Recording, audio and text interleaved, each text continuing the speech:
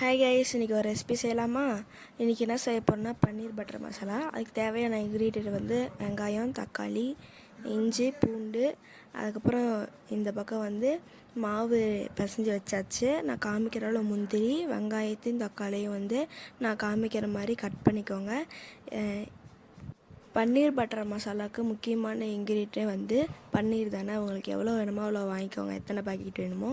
அது வணக்கிறதுக்கு வந்து 2 table spoon எண்ணெய் ஊற்றிக்கிட்டு பன்னீர் எடுத்து போடணும். அதோட கொஞ்சமாக மிளகாத்தூள் சேர்த்து நான் காமிக்கிற மாதிரி ஃப்ரை பண்ணி உரமாக எடுத்து வச்சுக்கோங்க. குழம்பு ரெடி பண்ணுறதுக்கு பட்டை, லவங்கம் சேர்த்திக்கிட்டு நம்ம கட் பண்ணி வச்ச தக்காளி, வெங்காயத்தையும் எடுத்து போட்டுக்கணும். அப்புறம் நான் சொன்ன இஞ்சி, பூண்டு, முந்திரி எல்லாத்தையும் போட்டு நல்லா அந்த தக்காளிலாம் வந்து நல்லா வணங்குற மாதிரி வணக்கி எடுத்து வச்சுக்கோங்க ஓரமாக.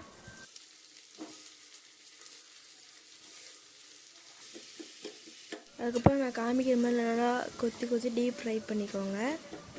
அதுக்கப்புறம் உங்களுக்கு தேவையான அளவு உப்பு. இந்த பக்கம் பன்னீர் வந்து ஆறிட்டுருக்கு.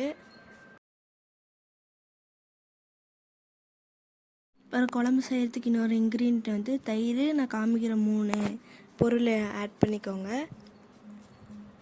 நம்ம அப்புறம் குழம்பு ரெடி பண்ணுறதுக்கு நம்ம வணக்கினதை கொஞ்சமாக ஆற வச்சுட்டு நல்லா நான் காமிக்கிற மாதிரி பேஸ்ட்டாக அரைச்சிக்கணும்.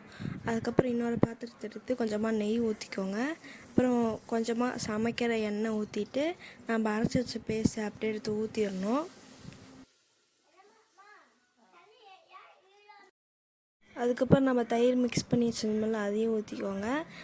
நல்லா குழம்பு கொதித்து வந்ததுக்கப்புறம் பன்னீர் எடுத்து ஆட் பண்ணிக்கணும். கடைசி ஃபினிஷுக்கு வந்து கொத்தமல்லி கொஞ்சமாக கட் பண்ணி வச்சுக்கோங்க.